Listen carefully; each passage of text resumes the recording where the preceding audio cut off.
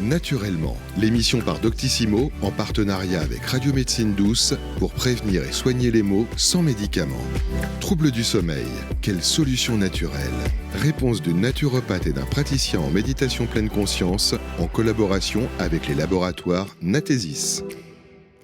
Bonjour à tous et bienvenue sur Radio Médecine Douce. Nous sommes en direct à 16h pour l'émission Naturellement, émission en coproduction avec Doctissimo.fr. Nous sommes également en live sur les pages Facebook de Radio Médecine Douce, Doctissimo et du labo Natesis. Donc si vous avez des questions, n'hésitez pas à nous les poser via les réseaux. Au programme, on va parler avec vous des troubles du sommeil et surtout comment les traiter naturellement.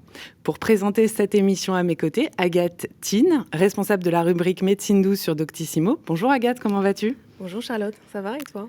Eh bien écoute, ça va très bien. On a chaud sur le plateau, mais on est ravis. On va se tenir chaud pendant 45 minutes ensemble.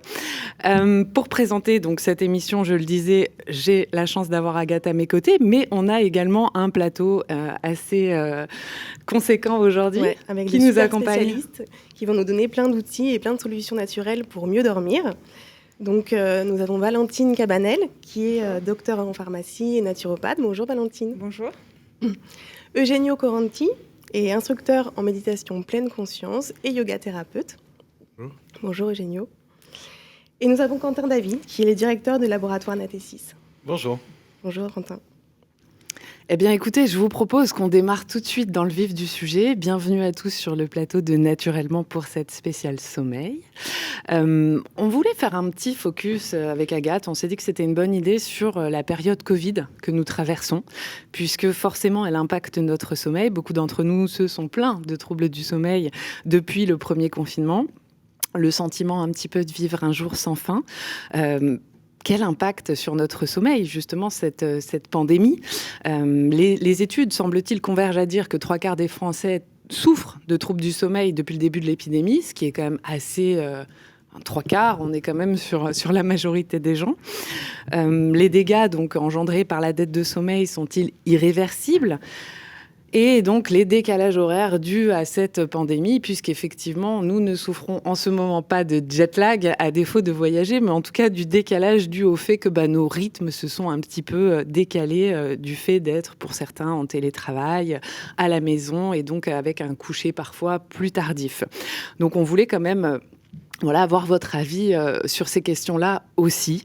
Savoir si, effectivement, l'incertitude psychologique, le manque d'activité physique, le manque d'exposition à la lumière, l'usage, la surconsommation des écrans avaient véritablement un impact sur notre sommeil. Et donc, je laisse la parole à Agathe qui va nous parler de manière plus générale du sommeil. C'est vrai que c'est quand même un problème qui revient souvent, même en dehors du confinement. En 2019, Santé publique France avait mené une enquête qui révélait que 45% des 25-45 ans disaient avoir des problèmes de sommeil et ne pas assez dormir. Et parmi eux, 12% se disaient même insomniaques. Donc, on va peut-être commencer par essayer de définir quels sont les troubles du sommeil, parce que j'imagine qu'il y en a plusieurs. Il y a plusieurs façons de mal dormir. Et peut-être essayer de savoir à quoi ils sont dus pour pouvoir savoir comment les régler. Peut-être Valentine, est-ce que tu veux commencer à nous parler des troubles du sommeil ? Quels sont les troubles du sommeil les plus courants ? Qu'est-ce que tu entends le plus souvent en consultation, par exemple ? Alors déjà, cliniquement, il y a 3 types d'insomnie. On a les insomnies d'endormissement, où là, en fait, la phase de latence d'endormissement est supérieure à 30 minutes. Généralement, c'est 5 à 10 minutes. Et là, on est sur des durées d'endormissement supérieures à 30 minutes, voire 1 heure, voire 2 heures pour certains. Donc là, c'est vraiment, ces troubles sont accompagnés de troubles anxieux, généralement, et de troubles somatiques. Ensuite, on a des insomnies de réveil nocturne, où là, en fait, il y a soit un réveil unique, ou alors, fréquemment, au cours de la nuit, plusieurs réveils. Et là, c'est généralement aussi accompagné de troubles somatiques, également donc d'agitation, de bouffées de chaleur, des troubles digestifs, donc, qui peuvent empêcher et réveiller. Et le troisième type d'insomnie, c'est les insomnies de réveil précoce, où là, en fait, c'est la qualité du sommeil de fin de nuit qui est impactée. Et généralement, on retrouve ça dans les syndromes dépressifs, tout ce qui est aussi insomnie de stress, et avec l'âge aussi, puisque On n'a pas le même sommeil à 1 an, 10 ans, 20 ans, 30 ans, 50 ans, 60 ans. Notre sommeil se modifie au cours dans l'avancée de l'âge. Et du coup, les personnes à partir de 50 ans voient leur diminution de mélatonine, leur production de mélatonine diminuer plutôt. Et du coup, ça va impacter la structure du sommeil. Donc voilà pour les différents types de sommeil. Et moi, ce que je retrouve en consultation le plus souvent, c'est les 3 mélangés. C'est-à-dire qu'il y en a qui ont effectivement des réveils nocturnes plus souvent que des durées d'endormissement plus courtes. Enfin, en fait, ça dépend. Ça dépend des gens. Il y en a qui ont les 3 associés. Donc voilà, tout dépend de la cause finalement. Et c'est ce qu'en naturopathie, on essaye de définir, de trouver quelle est la cause de leur sommeil, de leur trouble du sommeil. Concernant le fait d'avoir un sommeil un bon sommeil, mais non récupérateur, est-ce qu'on peut parler de trouble du sommeil ? Oui, c'est vrai qu'un sommeil qui n'est pas récupérateur, de toute façon, c'est un sommeil de très mauvaise qualité. Et en fait, il faut savoir qu'il y a 4 phases dans le sommeil. Il y a la phase effectivement d'endormissement qui va durer de 5 à 10 minutes. Ensuite, on a la phase de sommeil lent, c'est-à-dire sommeil très lent, profond et très profond. Donc ça, c'est le sommeil en fait de milieu de nuit, qui dure environ entre 1h10 et 1h40. Et on a la dernière phase qui est le sommeil paradoxal, c'est là où on va rêver. Et il faut savoir qu'à chaque changement de phase, on a en fait des sécrétions de neurotransmetteurs, notamment de dopamine et de sérotonine. Et s'il y a un déséquilibre entre ces 2 neurotransmetteurs, ça va impacter notre sommeil et donc la qualité finalement de notre sommeil. Donc ça, c'est effectivement le sommeil qui n'est pas récupérateur. C'est dû certainement à un sommeil lent ou profond de très mauvaise qualité ou alors pas assez de sommeil paradoxal, puisque c'est dans le sommeil paradoxal qu'on va en fait déconnecter le mental et qu'on va avoir une recharge nerveuse. Alors que dans le sommeil lent, donc c'est-à-dire le sommeil léger et profond, c'est là qu'on va avoir une recharge glandulaire, donc au niveau endocrinien. Par rapport à ce que tu nous as décrit de tous ces différents troubles du sommeil, j'ai eu l'impression que le fil conducteur, c'était quand même souvent le stress, l'anxiété. Tu as parlé de ces deux, t'as dit ces 2 mots. Est-ce qu'il y a d'autres raisons d'avoir des troubles du sommeil ou c'est vraiment en majorité ça et clairement il faut agir là-dessus ? Alors oui, il y a d'autres raisons. Effectivement, le stress, c'est la principale source de nuisance pour le sommeil. Mais après, il peut y avoir aussi d'autres troubles, notamment les troubles digestifs qui réveillent la nuit. Une mauvaise digestion, mais aussi des reflux gastro-œsophagiens qui perturbent, qui réveillent la nuit. On a aussi, pour les femmes en période de ménopause, des bouffées de chaleur qui peuvent réveiller aussi la nuit. On a également... chez la femme enceinte également, des micro-réveils dus à une mauvaise digestion et au système hormonal. C'est effectivement, oui, on a d'autres sources qui provoquent des troubles du sommeil. D'accord.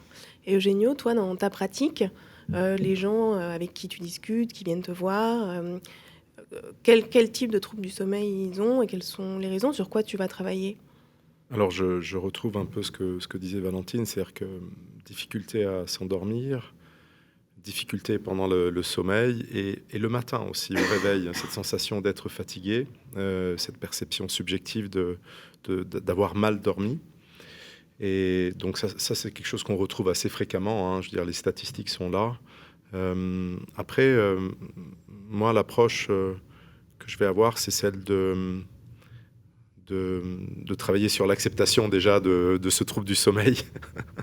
Parce qu'il y a beaucoup d'injonctions par rapport au sommeil et on retrouve ça beaucoup dans les troubles du sommeil. Voilà, les différentes injonctions de bien dormir, il faut dormir 7 heures alors qu'on sait très bien qu'on est tous différents. Et donc c'est plutôt accompagner la personne à reconnaître son sommeil, sa façon de dormir et d'adapter au fait, d'adapter son rythme de vie à son sommeil. Voilà. C'est vrai que je fais un parallèle, je pense à notre cher président de la République qui se targuait pendant quelque temps de dormir 4 ou 5 heures par nuit. Donc ça existe, les gens qui dorment très peu comme ça? Ça existe. Hein. Alors, Ils sont en forme. Oui. Alors, ils sont en forme, mais après, la facture risque d'être salée à long terme. Ça, c'est mon petit avis en tant que yoga thérapeute. C'est-à-dire qu'on peut très bien, pendant une période très courte, diminuer son besoin de sommeil, hein, mais les études montrent quand même qu'en dessous de 6 heures, 6 heures et demie, il y a des risques qu'on augmente au fait. Justement, quels sont les risques aussi bien physiques? Parce que c'est vrai qu'on parle souvent effectivement de la sphère émotionnelle, on va être fatigué, on va être irritable, mais est-ce qu'il y a des risques physiques? Est-ce qu'il y a des risques pour la santé de développer des pathologies si on dort pas assez ou si on dort mal? Oui, bien sûr. Ou d'accroître certaines pathologies déjà installées? Oui, c'est sûr. Déjà, à court terme, il y aura des troubles cognitifs, des troubles de mémorisation, avec aussi voilà, des oublis pour les tâches qu'on avait l'habitude de faire, des petits oublis dans la journée, des difficultés de concentration, mais aussi de la fatigue diurne. Hein, donc on est somnolent finalement tout au long de la journée. Et du coup, on est moins efficace dans son travail. Et à long terme, on peut avoir aussi donc, une diminution de notre système immunitaire, de notre réaction du système immunitaire. Donc ça, c'est vraiment important justement d'avoir un bon sommeil pour avoir un bon système immunitaire. Il peut y avoir aussi des conséquences sur l'équilibre cardiovasculaire, avec une augmentation de l'hypertension artérielle, mais aussi des arythmies, et également sur le poids, avec une augmentation de la prise de poids par augmentation de synthèse de gréline, qui est une hormone qui stimule l'appétit, et une diminution de l'hormone de satiété, qui est la leptine, et qui s'équilibre justement dans la nuit. Et dernière chose, pour les personnes aussi prédisposées, il y a une augmentation du risque de diabète par une augmentation de l'insulinorésistance. Donc un déséquilibre entre justement la production d'insuline et de glucagon dans la journée par la suite d'un mauvais sommeil. Donc ça a des vraies conséquences. En tout cas, merci d'avoir tous les deux défini ce qu'étaient les troubles du sommeil. Je vous propose qu'on poursuive cette émission juste après ça. Vous avez du mal à vous endormir? Vous vous réveillez fatigué? Découvrez la dernière nouveauté Natésis, les gouttes de Morphée. Formulées à base de mélatonine, d'extraits de coquelicot, de passiflore et de houblon, des actifs reconnus pour faciliter l'endormissement et améliorer la qualité du sommeil. Rendez-vous sur www.natesis.com pour découvrir les gouttes de Morphée et retrouver un sommeil de qualité.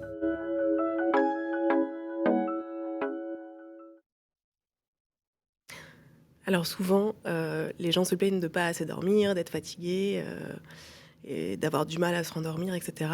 Mais on n'a pas parlé des gens qui dorment trop. Est-ce que ça peut faire partie des troubles du sommeil de trop dormir? Si on n'a pas été piqué par la mouche tsetse, bien sûr. Oui, tout à fait. Tout à fait. Le fait de trop dormir, au fait, c'est tout simplement, on va partir dans un autre cycle, ou dans d'autres cycles au pluriel. Donc le sommeil, c'est un train qui passe avec différents wagons. Et donc le fait de trop dormir, de récupérer, typiquement le fait de récupérer le week-end, c'est une fausse croyance. On pense que c'est une bonne idée de récupérer le week-end, alors que c'est tout à fait le contraire, en fait. Pourquoi ? Parce qu'en fait, ça fait des perturbations au niveau de nos cycles du sommeil, de cycle d'éveil et du sommeil, de perturbation de notre horloge. On le voit avec le changement, par exemple, dans une semaine, l'horaire d'été, typiquement, il y a beaucoup de problèmes par rapport à ça. Ne serait-ce qu'une heure. Donc oui, il y a des perturbations possibles. Le fait de trop dormir, effectivement, pas assez d'éveil, du coup, pas assez d'activité. Nos grasses mat adolescentes jusqu'à midi, le samedi et le dimanche, c'est pas forcément une bonne idée. Sachant que je me souviens, moi, de mémoire, le dimanche soir, j'arrivais pas à me rendormir. Oui. En fait, c'est une désynchronisation du rythme circadien, c'est-à-dire du rythme de l'éveil et du sommeil.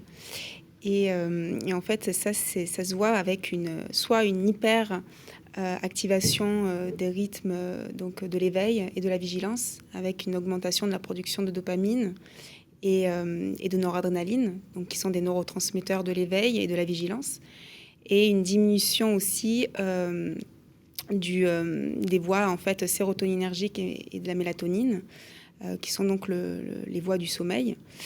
Et pour certains, en fait, ça va être le contraire. Donc, on a une hyperproduction de sérotonine, de mélatonine et une diminution de dopamine.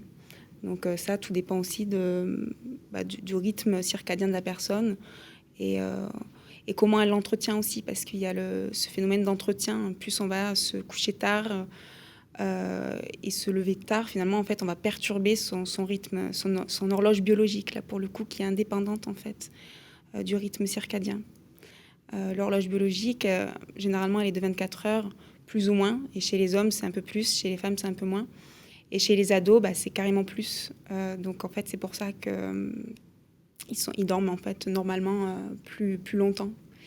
Donc, voilà, il y a aussi au niveau biochimique, il y a effectivement des dérèglements entre sérotonine, dopamine, cortisol, mélatonine. Donc voilà, donc c'est vraiment expliqué au niveau biochimique aussi quand même. Et sur le plan biochimique, du coup, je rebondis. Est-ce que parce que c'est vrai que quand on dort peu, finalement, qu'on a pris un rythme assez stressant dans lequel on fait des courtes nuits, limite, on a encore plus de difficultés à dormir. Ouais. C'est comme si on était maintenu complètement éveillé et que, enfin, moi, je me suis vue, je sais pas toi, Agathe, mais très fatiguée. Et savoir que je suis très fatiguée, mais avoir des difficultés à m'endormir. Ouais, bien sûr. Après, tout dépend effectivement du stress et de l'anxiété. On peut être fatigué et anxieuse et stressée, et généralement ça va ensemble, et ne pas réussir à s'endormir parce que justement on a une hyperproduction de cortisol et d'adrénaline qui nous maintient en éveil parce qu'on est stressé justement. C'est ce qu'on appelle tenir sur les nerfs un petit peu. C'est ça, ouais.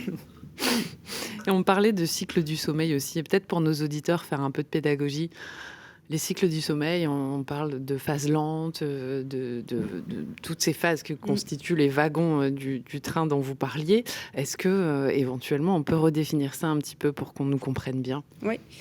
Alors, en fait, donc effectivement, c'est un train du sommeil. Un train du sommeil, c'est composé donc de 4 wagons, donc 4 phases. La phase d'endormissement, donc, qui va durer normalement de 5 à 10 minutes. La phase justement de sommeil lent qui est composée du sommeil léger, très léger, profond, très profond, qui va durer de 1h10 à 1h40. Et la phase donc de sommeil paradoxal, donc là où on rêve, qui va durer normalement de 10 à 15 minutes. Et en fait, une nuit, ça comporte plusieurs cycles, donc plusieurs trains. Donc en général, c'est 4 à 6 trains. Et les personnes qui se réveillent plus tôt, forcément, ils auront moins de cycles, en fait, ils auront moins de trains, ils seront plutôt à 4 qu'à 6. Mais ça ne veut pas dire qu'ils vont moins récupérer. Ça tout dépend en fait de leur horloge biologique, de leur rythme circadien et de la gestion aussi du stress qu'ils en font aussi la journée, de leur alimentation. Donc il y a plein de facteurs qui rentrent en compte. Donc voilà pour les cycles. Merci. Ça veut dire qu'il est vrai de dire que certaines personnes ont besoin de 5 heures et qu'ils vont être tout à fait en forme et qu'il n'y aura rien de pathologique. D'autres vont avoir besoin de 8 ou 9 heures.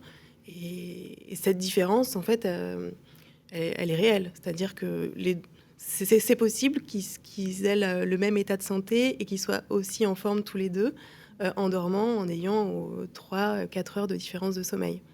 Oui, c'est tout à fait possible. Après, voilà, il faut voir comment est la personne. Si elle dort 5 heures et qu'elle est au bout du rouleau, clairement, c'est pas parce qu'elle respecte son cycle. Donc là, il faut qu'elle dorme plus, soit qu'elle se couche plus tôt, soit qu'elle dorme plus tard. Voilà, faut vraiment qu'elle récupère. Après, si une personne dort 5 heures et qu'elle est hyper en forme et que vraiment il n'y a pas de troubles associés, clairement, oui, c'est que c'est son cycle et que c'est comme ça. Est-ce que les micro-siestes peuvent être justement bénéfiques pendant la journée ? Oui, tout à fait. D'ailleurs, ces personnes-là, généralement, elles font des siestes. On le voit justement avec les personnes à partir de 60 ans. Généralement, elles ont plus de temps de faire des siestes. Et ça ne veut pas dire que leur sommeil, c'est pas parce qu'elles se réveillent à 5 heures du matin, finalement, qu'elles sont très fatiguées. Elles font après des petites siestes pour récupérer. Mais parce que c'est un peu leur cycle, en fait. Voilà. Et justement, par rapport à la sieste, on parle souvent des micro-siestes, mais il y a plein d'adultes qui aiment bien faire des grandes siestes aussi. Mais on entend souvent dire que c'est pas très bon de faire une sieste d'1 heure, 1 heure et demie. en tout cas pour les adultes. Est-ce que c'est vrai ? Oui. En fait, moi je dis oui. Oui, c'est vrai que c'est pas bon parce que du coup on va piéger le cerveau et le cerveau il va repartir dans un cycle de sommeil. C'est surtout ça en fait. La micro-sieste par définition, je crois que c'est maximum 30 minutes et ça permet de récupérer 50 à 70%. Enfin, ça permet vraiment de se recharger. Mais donc ne pas abuser des micro-siestes effectivement. Une par jour, plutôt après le repas ? Plutôt après le repas, oui, tout à fait. Ouais. Au moment de la digestion ? Oui, ou sinon la fameuse les enfants en maternelle, la petite, le petit dodo juste avant le repas. Enfin, ça dépend des personnes, ça dépend de l'âge aussi, ça dépend du besoin. Voilà, c'est pas une obligation la micro-sieste ou la sieste, ça dépend vraiment du. Si ça nous fait du bien, pourquoi pas. Et si on arrive à dormir, le facteur c'est surtout est-ce qu'on arrive à dormir après la nuit. Voilà, si ça nous empêche de nous endormir, dans ce cas-là, il faut la couper, l'enlever. Oui, c'est généralement la raison pour laquelle d'ailleurs on l'a fait arrêter aux enfants. C'est-à-dire qu'à un moment, ils arrivent à un âge où on remarque que quand on leur fait faire la sieste, on n'arrive plus à les coucher le soir. Donc là, on se dit, bon, allez, pour les mettre au lit à l'heure, on va zapper la sieste. Et ça dépend énormément, au même titre que les adultes d'ailleurs, des enfants. Il y a des enfants qui arrêtent la sieste à 2 ans et qui veulent plus dormir. Et puis, il y en a d'autres qui arrêtent la sieste parfois jusqu'à 8 ans. Enfin, c'est vraiment... Donc, on en revient à ce que tu disais, Agathe, à savoir que chaque personne a un peu son biorhythme. Et donc, Eugenio, j'en profite pour te poser la question par rapport à ce que tu disais tout à l'heure dans le cadre de ton activité. C'est d'emmener les gens à découvrir qui ils sont par rapport à leur propre sommeil. Oui, alors on peut toujours faire des analyses, hein, et c'est très bien de faire des analyses, mais déjà, comment dire, c'est déjà connaître, s'observer au fait, observer comment je dors, avoir un journal, noter à quelle heure on s'endort, à quelle heure, enfin des choses toutes simples finalement qui permettent de connaître un tout petit peu quelle relation on a avec le sommeil, hein, et puis de faire ses propres échelles d'évaluation aussi, voilà, de connaître un peu cette partie-là. Donc, ça peut aider, effectivement. Et puis, tous les facteurs, on en a parlé un tout petit peu, tout ce qui va autour, tout l'écosystème du sommeil. Donc, comme Valentine disait, tout est enfin, il y a du lien avec l'alimentation, avec la gestion du stress, C'est sûr qu'en ce moment, par exemple, on dort moins bien. Je pense que les études ou les analyses le montrent. Hein. Je pense que c'est... Mais voilà, mais surtout avoir une approche assez douce envers ce sommeil, parce qu'il est plein d'injonctions. Voilà, j'insiste là-dessus. Et si on devait avoir peut-être alors je sais que c'est compliqué, hein, encore une fois, ça reste aussi peut-être une injonction de le penser comme ça, mais si on devait avoir un espèce de manuel des castors juniors de comment bien dormir... Comment bien dormir ? Parce qu'on parle de digestion, on parle de... Alors, on va y venir dans la deuxième partie de l'émission, bien sûr, mais sport, activité physique, sport, activité, alimentation. Oui, au fait, si on fait le parallèle avec l'alimentation, on dit toujours qu'il vaut mieux s'écouter et savoir quand on a faim et respecter ses besoins. Et c'est un peu la même chose par rapport au sommeil. Donc, c'est apprendre à connaître ses cycles du sommeil et ses propres échelles, au fait, et adapter en fonction. Voilà. Si on a envie de récupérer, on peut passer des jours à essayer de récupérer. Et si c'est pas résolu, c'est autre chose, probablement. Voilà. Oui, dédramatiser un petit peu. Oui, complètement. C'est le problème, ouais. C'est pas forcément facile. Hein. Non, si on fait le parallèle avec l'alimentation, quand j'ai faim, je le sens. Oui. Bon, quand je suis fatiguée, je le sens, mais je trouve que j'ai moins de connexion à savoir pourquoi je n'arrive pas bien à dormir que pourquoi j'ai faim ou pas. Oui, parce que tu peux être fatiguée et ne pas réussir à t'endormir. C'est ça. Après, il y a des gens pour qui le sommeil, c'est une perte de temps aussi. Donc, il y a aussi tout un engrenage. Voilà, moi, j'en ai dans ma clientèle qui ont des gros troubles du sommeil, et ça date de l'enfance. Et pour eux, c'est compliqué de retrouver finalement un sommeil de qualité. Alors, avec la naturopathie, et on va le voir peut-être en deuxième partie, mais l'alimentation, clairement, ça aide beaucoup sur resynchroniser les rythmes circadiens. Il n'y a pas que l'alimentation, bien sûr, il y a la gestion du mental, il y a l'activité physique, il y a plein d'autres techniques qu'on verra, il y a l'aide des plantes, des micronutriments, des huiles essentielles, mais c'est surtout vraiment se réapproprier son sommeil et se dire que pas le voir comme quelque chose de négatif, parce qu'il y a beaucoup de gens qui le voient comme quelque chose de négatif. Il y en a beaucoup qui le voient comme quelque chose de positif quand même, hein, mais c'est vrai que pour eux, c'est une perte de temps, quoi. C'est quelque chose à faire, il faut, mais c'est pas forcément. Ils se réveillent tôt parce qu'ils se disent j'ai 10 000 trucs à faire et plus je vais me lever tard, moins je vais être efficace. Alors qu'en fait, il faut vraiment réorganiser ses croyances, en fait. Il faut revoir ses croyances, en tout cas. Et la surconsommation d'écran aussi. Oui, c'est ça aussi. Bien sûr. La lumière bleue, c'est sûr que ça diminue la production de mélatonine, quoi. Alors du coup, est-ce qu'en portant des verres anti-lumière bleue, ça fonctionne ou faut quand même éviter parce que c'est pas bon pour l'activité du cerveau? En fait, pareil, là, ça va être dépendant des gens, en fait. Il y en a qui sont plus sensibles à la lumière bleue que d'autres aussi. Tout dépend de l'activité, de son boulot, hein, aussi. Il y en a plus qui sont devant des écrans que d'autres. Mais c'est vrai que les écrans n'aident pas, en tout cas, pour la qualité du sommeil. Pas forcément, finalement, à s'endormir, mais vraiment la qualité du sommeil, ça n'aide pas du tout. Ça crée des micro-réveils avec impossibilité de se rendormir, du coup. Alors, une petite question liée aux écrans. Je sais pas, Agathe, si tu mets ton portable en mode avion avant de t'endormir. Moi, je le fais parce que j'ai l'impression que ça bloque un peu les ondes l'espace de quelques heures. J'ai même fait couper le Wi-Fi chez moi entre minuit et 7 heures. Comme ça, pas d'ondes.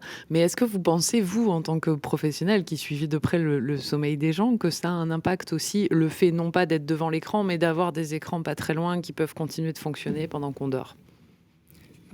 Ça, c'est sûr, hein. Les ondes électromagnétiques, ça agit beaucoup sur le cerveau. On le sait, il va y avoir des études. Enfin, il y a déjà des études qui montrent que ça joue, notamment là avec la 5G qui arrive. On voit qu'il y a quand même beaucoup de problématiques au niveau nerveux, au niveau neurologique. Donc, c'est clair et net que ça joue. Après, comme je disais, il y a des personnes qui sont beaucoup plus sensibles à ces ondes que d'autres. Et voilà, même au niveau des prises aussi. Moi, j'ai fait le test aussi, rien que chez moi, j'avais une prise à côté de chez moi qui était tout le temps allumée parce qu'elle était reliée à mon interrupteur. Et en fait, j'ai débranché ce truc et j'arrivais beaucoup mieux à m'endormir, à dormir en fait. Donc, ouais. Ouais, c'est fou. C'est pas un mythe. C'est pas un mythe. Ne pas laisser. Moi, j'avais lu qu'il ne fallait pas laisser le fil de la lampe de chevet en contact direct avec la tête de lit. Ouais. Parce que ça permet de faire passer... Il y a une histoire de mâle et femelle. Alors, je ne suis pas électricienne, mais il y a une histoire, justement, au niveau des prises. Il y a vraiment des choses à vérifier aussi pour la qualité du sommeil. J'ai une petite dernière question. Et puis, on poursuivra sur quelle solution. Cette question s'adresse à nos deux spécialistes, à savoir qu'on a parlé effectivement des différences de sommeil entre les personnes âgées, par exemple, et les enfants. Y a-t-il une différence entre les hommes et les femmes? Est-ce que vous remarquez dans votre clientèle, qu'une catégorie genrée serait plus impactée que l'autre? Il semblerait que oui. Oui. Il y a une petite différence qui s'explique par les cycles de la vie aussi, par la partie hormonale, par la partie hypervigilance, les jeunes mamans qui, on le sait, la première année de vie de leur enfant et sont avec une double attention en fait. Et donc du coup, ça perturbe le sommeil. Donc il y a effectivement. Après, j'ai envie de dire que oui, il y a des différences, mais c'est surtout les différences sont dans le ressenti, peut-être. J'ai l'impression de mal dormir ou de moins bien dormir. Peut-être que les hommes sont plus détendus, ont moins de charge mentale.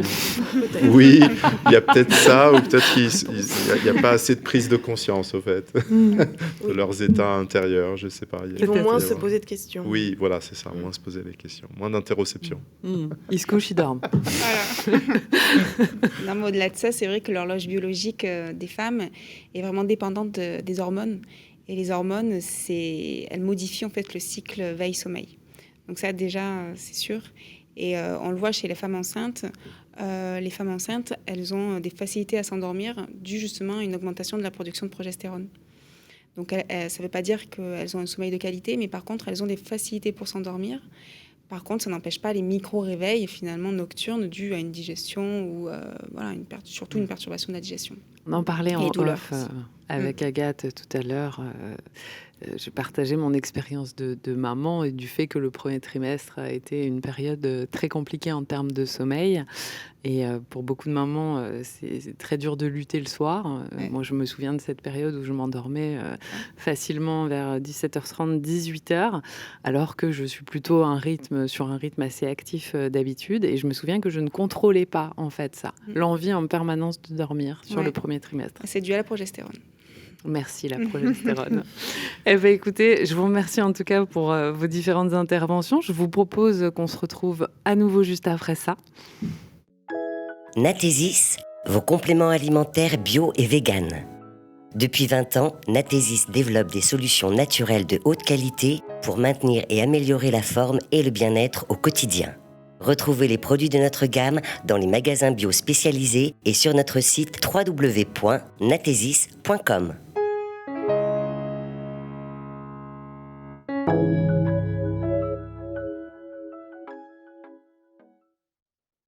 Alors maintenant qu'on a compris ce qu'étaient les troubles du sommeil, on va essayer de trouver des solutions.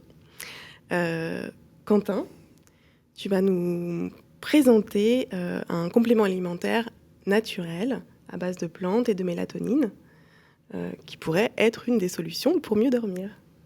Alors effectivement, comme disait Valentine tout à l'heure, surtout pour aider à l'endormissement, qui est donc la première phase du sommeil, on a sorti il y a peu de temps un produit qui s'appelle les gouttes de Morphée, qui est un mélange hydroalcoolique de plantes qui réunit une synergie du houblon, du coquelicot et de la passiflore. Alors le houblon va aider à l'endormissement et peut aussi avoir un effet plutôt positif aussi sur la gestion hormonale, sur les bouffées de chaleur. Donc tu citais ça aussi tout à l'heure, Valentine. Le coquelicot qui aide à l'endormissement, mais qui a aussi une faculté d'aider à corréler l'anxiété. Et puis la passiflore qui, elle, en plus de ça, peut avoir un effet sédatif. Et on a rajouté de la mélatonine pour favoriser l'endormissement aussi également. Voilà. C'est un produit qui existe déjà depuis un certain temps, parce qu'il était déjà commercialisé depuis 10 ans en Italie. Voilà, donc on a pris ça de notre partenaire. Et qui est un produit qui fonctionne particulièrement bien et donc qui intègre aussi de la mélatonine qui peut être controversée quelque part dans le sens où on en produit naturellement. On évoquait ce sujet tout à l'heure avec Valentine. Et là, je tiens à insister sur le fait que ce produit-là est vraiment voué aussi à corriger quelques déficiences qu'on peut avoir à l'endormissement. Bon, c'est moins d'actualité aujourd'hui parce que le jet lag, les voyages, on en fait forcément beaucoup moins. Mais c'est en ce sens aussi que ce produit a été pensé. Et qui ne suggère aucune accoutumance. C'est-à-dire que, bon, après, encore une fois, c'est sûr que ça dépend des doses qu'on peut prendre. Quand on voit le continent nord-américain, les doses de mélatonine qu'on est capable de prendre là-bas ne sont pas du tout les mêmes qui sont légiférées en France et en Europe. Et on reste en dessous d'1 milligramme généralement sur une posologie, quand le maximum, c'est 1,7 milligramme. Donc, on reste sur des doses vraiment raisonnées. Et on joue effectivement la synergie avec 3 plantes. Voilà. La façon dont ce produit a été conçu. Et on a aussi dans notre gamme des produits plus phytothérapie, sommeil nature, qui eux sont vraiment la base de la phytothérapie sans mélatonine, et donc qui se rapproche plus, je dirais, d'une capacité d'une bonne infusion de valériane, qui peut aussi avoir un effet bénéfique. Mais encore, tout dépend effectivement de son état d'anxiété. Et ce que Natésis défend, en tout cas depuis 20 ans, donc on a une majorité de produits qui sont bio et vegan, c'est surtout la pédagogie autour de l'alimentation. On l'a évoqué tout à l'heure. Et c'est sûr que de beaucoup manger le soir, on peut être sûr que derrière, on aura toutes les difficultés du monde à bien dormir, ou du moins à se réveiller à 4 heures du matin quand on a les fonctions hépatiques qui se remettent en route.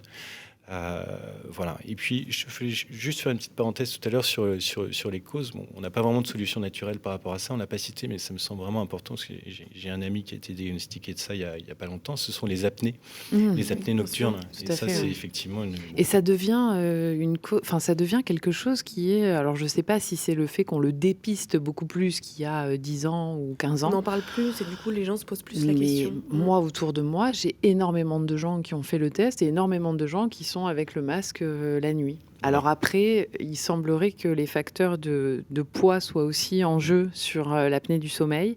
Et on est quand même dans une société qui tend à prendre aussi du poids. Exactement. C'est pour ça que voilà, la bonne alimentation au quotidien, de consulter des naturopathes dignes de ce nom pour véritablement corréler notre alimentation au quotidien, c'est vraiment la base. L'activité physique, on en parlait aussi tout à l'heure, plutôt le matin ou le soir, ça dépend un petit peu de tout et chacun. C'est à mon sens effectivement la base de comprendre comment on est constitué, tout en allant même peut-être plus loin encore lorsqu'on fait faire des analyses de sang, d'urine, de sel, où on peut à un moment aussi déceler d'autres dysfonctionnements dans notre corps, que ce soit au niveau du microbiote aussi, si tant est que voilà, il y a une maladie qui est assez répandue aussi, comme la candidose, qui peut effectivement éprouver beaucoup de fatigue et de fait aussi nous rendre la vie plus compliquée la nuit.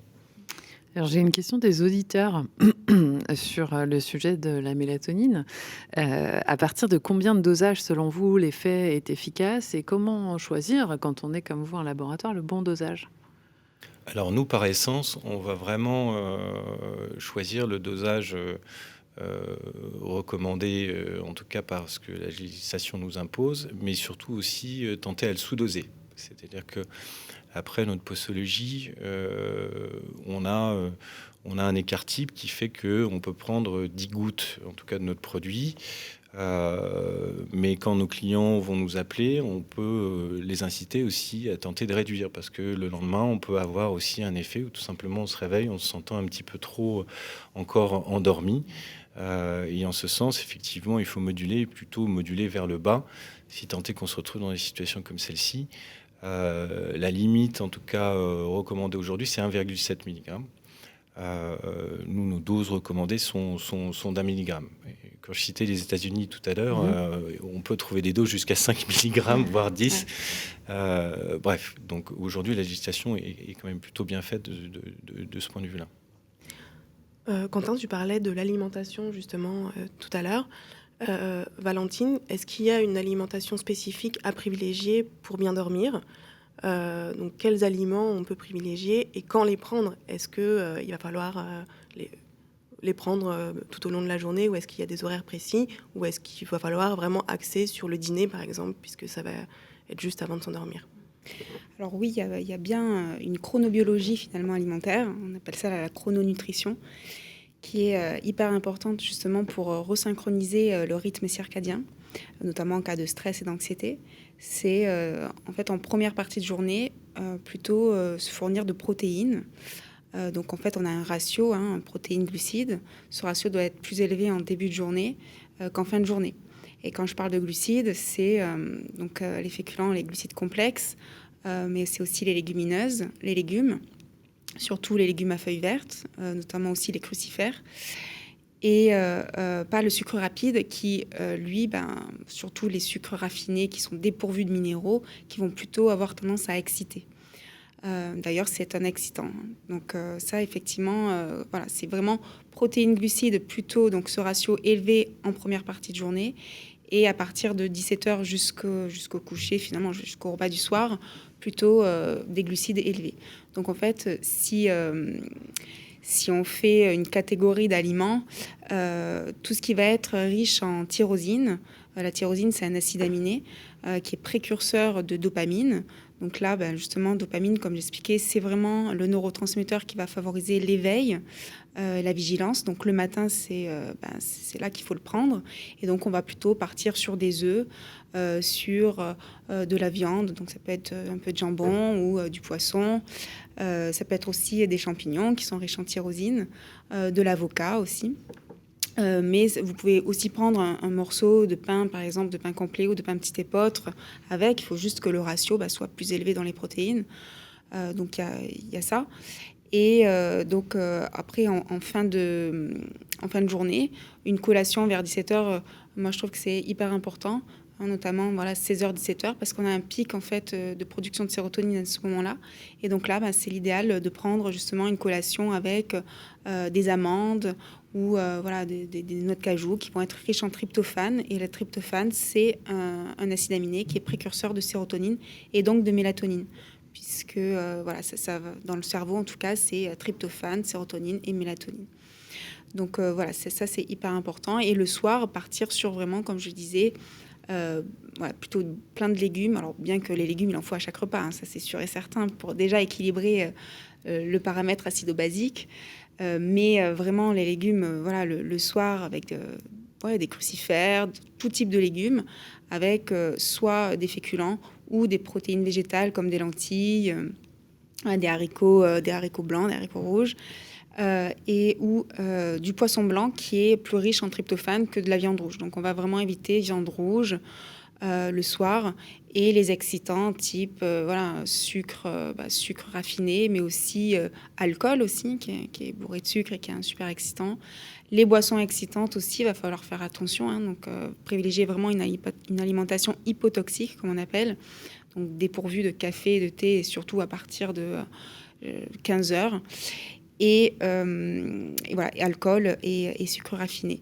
Donc ça, c'est vraiment très important. Et aussi, va falloir aussi prendre en compte le système GABA également. Le système GABA, le GABA, c'est un neurotransmetteur également, notre neurotransmetteur, qui est inhibiteur au niveau du cerveau et qui va favoriser aussi la production de mélatonine. Donc ça, c'est important. La mélatonine n'est sécrétée que si ce système est activé. Et là, en fait, on va voir qu'il y a des plantes qui agissent sur ce système-là, mais aussi certains aliments comme la protéine de petit lait aussi, qui va agir sur le système GABA. Donc voilà pour l'alimentation. Alors peut-être que avant de parler des plantes spécifiques et même peut-être des huiles essentielles, Eugenio, tu pourrais nous dire quels sont les conseils pratiques que tu peux donner à quelqu'un qui vient te voir et qui te dit qu'il a des troubles de sommeil? Alors les conseils pratico-pratiques, on en a parlé, c'est que le sommeil, c'est pas rien. C'est déjà donner la juste place au sommeil et donner la juste place au lieu où se passe le sommeil. Voilà, faire en sorte que ça soit un lieu spécifique. Essayer d'enlever les distractions. Voilà, se préparer au sommeil. On se prépare au sommeil, un peu comme on se prépare à faire une activité sportive. Donc ça, c'est des conseils pratico-pratiques d'hygiène de vie, in fine. Et puis que c'est pas la fin du monde si on a un mauvais sommeil quelque part. Voilà. Et plutôt avoir une approche d'acceptation de son mauvais sommeil et plutôt d'expérimenter, d'être curieux. Voilà. On voit que l'anxiété nous met dans un état de difficulté par rapport à notre trouble du sommeil. Quand on a un trouble du sommeil, c'est probablement qu'il y a d'autres choses dans l'écosystème à creuser. Alors si par exemple, je me réveille en pleine nuit et que je n'arrive pas à trouver le sommeil, je sais qu'il va falloir que je me lève le lendemain matin assez tôt pour aller travailler. Et puis souvent, les gens qui ont ce genre de trouble, ils vont te dire et puis du coup, ça tournait dans ma tête, je pensais à plein de choses. Est-ce que tu aurais un conseil à donner à cette personne pour que ça arrête de tourner dans la tête et puis pour qu'il puisse se rendormir pendant les 2 heures qui suivent pour pouvoir se réveiller tranquillement le matin et aller travailler? Alors le conseil vraiment pratique, un peu radical, c'est celui de ne pas s'endormir. C'est de dire à la personne de ne pas s'endormir, d'essayer d'être réveillé le plus possible. Parce que justement, c'est une approche qui est un peu différente, c'est une porte d'entrée un peu différente pour casser un peu l'injonction. L'école de Palo Alto, les thérapies brèves, tout ce qui est injonction et contre-injonction paradoxale. Et ça, on le retrouve dans plusieurs parties de notre vie. Cette idée qu'il faut absolument que je dorme et qu'on regarde la montre, du coup, ça, c'est sûr que c'est un cercle vicieux qui ne favorise pas l'endormissement. Vous êtes un peu anti-TCC. Non, je ne suis pas du tout anti-TCC, mais dans ma petite expérience personnelle, j'ai eu des problèmes d'insomnie. Et le jour où j'ai lâché cette idée de bien dormir, finalement, juste le fait d'être allongé avec les yeux fermés et juste essayer d'observer sa respiration, finalement, ça procure quand même une sensation de relâchement et une certaine détente. Voilà. Donc je me dis juste, c'est pas grave si je ne dors pas, je vais respirer tranquillement et on verra ce qui se passera. Exactement. Super. Éventuellement, je prends des gouttes de morphée. Exactement. Alors, pour revenir aux conseils pratico-pratiques, on parlait du couchage, de l'importance du couchage. La chambre, peut-être une température, peut-être un matelas adapté. Il y a peut-être des choses à mettre en place justement dans le lieu du sommeil. Oui, la chambre, la température. Alors, on a parlé de la lumière aussi. Moi, je sais que j'ai vécu dans des pays nordiques, donc je suis très sensible à ce côté progressif de la lumière le matin, qui justement active les neurotransmetteurs, la dopamine. Et donc j'aime bien dormir avec la lumière du jour qui arrive. On voit tous ces produits de simulateurs d'aube, on voit la luminothérapie l'hiver. C'est vrai que vous avez raison. C'est fantastique. Quand c'est sorti, on m'en a offert un. Vous savez, ces réveils qui vous réveillent avec la lumière du jour et les petits oiseaux qui font piou-piou. Et puis en fait, un jour, je ne sais plus, pour une raison X ou Y, il n'a plus fonctionné. Et en fait, je me suis bêtement et simplement dit, mais pourquoi tu laisses pas juste les volets ouverts ? Parce qu'en fait, tu fais appel à une technologie qui te permet d'avoir ce que la nature te propose. Oui. En Scandinavie, on dort les volets ouverts. Hein, et alors, il y a d'autres problèmes liés à la lumière, parce que l'été, on dort très peu. Et l'hiver, on hiberne. Mais du coup, on s'habitue progressivement à entrer dans le sommeil. On s'habitue progressivement avec des lumières naturelles, bien sûr, on l'a dit, hein, d'essayer, pour préparer la chambre, et éviter toutes ces lumières artificielles. Donc ça joue, avoir des activités qui vont vers la détente, vers la préparation du sommeil, des activités de relaxation, forcément, de livres, enfin... On a une question justement de nos auditeurs sur ce sujet. On parlait de téléphone tout à l'heure. À quel moment faut-il éteindre l'ordinateur ou le portable pour s'endormir sans difficulté ? À peu près. Hein. Généralement, on dit 1 à 2 heures avant le coucher. D'accord. Donc tout dépend de l'heure du coucher de chacun. Donc on Exactement. fait 1 à 2 heures avant. Voilà. Et je rebondis sur les volets ouverts. En soi, c'est vrai que c'est très bien. Sauf qu'en fait, quand on habite dans une ville, on a quand même la luminosité de la ville qui peut empêcher l'endormissement, en fait, aussi. Les lampadaires. Les lampadaires, ouais. Donc ça, c'est une vraie cause aussi pour les personnes qui vivent dans des villes et qui voudraient justement se réveiller avec l'aube, qui est très intéressant. Mais pour favoriser un bon endormissement, si on habite en ville et qu'on a vraiment un réverbère au-dessus de chez soi, il vaut mieux fermer les volets parce que sinon, ça va être compliqué, quoi.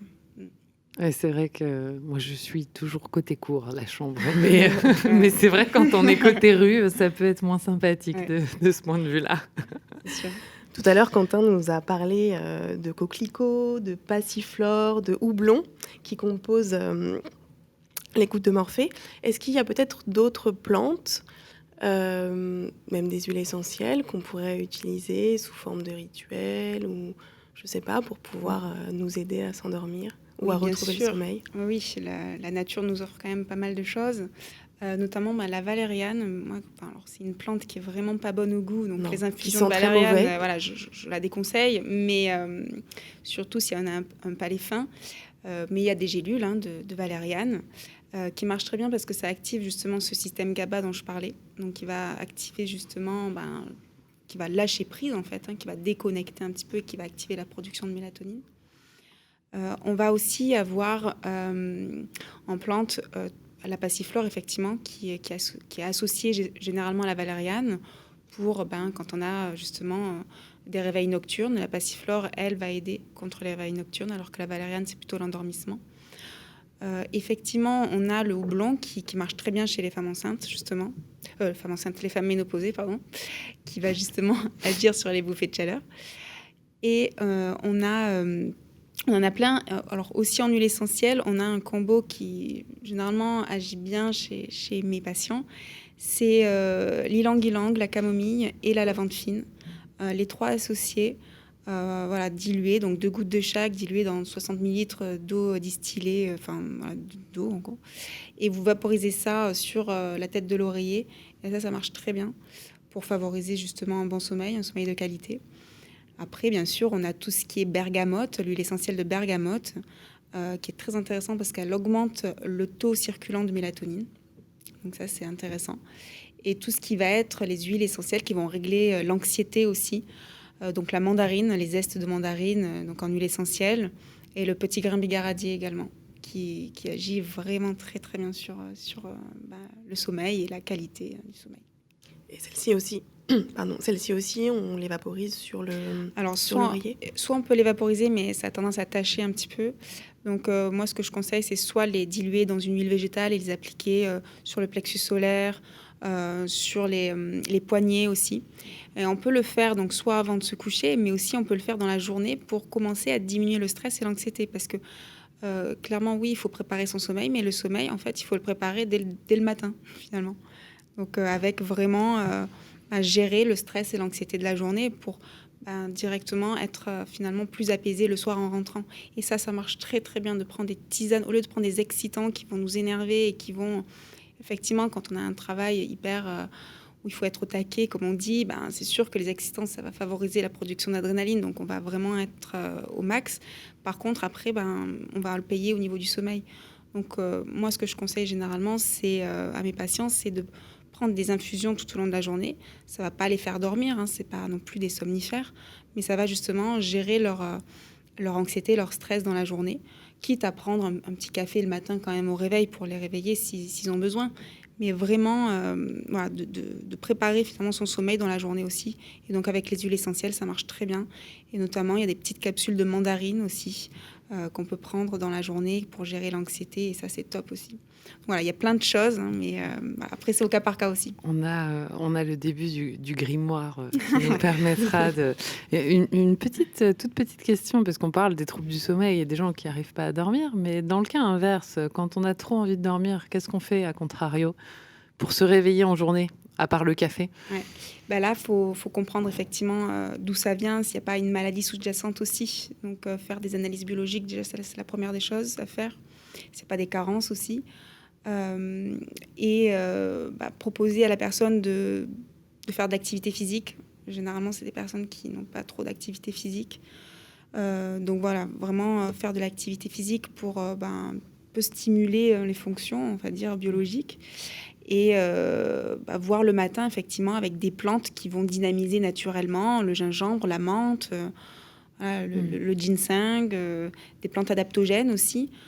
Pourquoi elle dort trop, c'est qu'il y a vraiment, de toute façon, il y a quelque chose. Donc il faut creuser. Il faut creuser. Eh bien, écoutez, je vous remercie en tout cas tous. J'aimerais quand même terminer cette émission sur une dernière question parce que malheureusement, oui, on arrive au bout et il va falloir conclure même si on a encore plein de choses à se dire.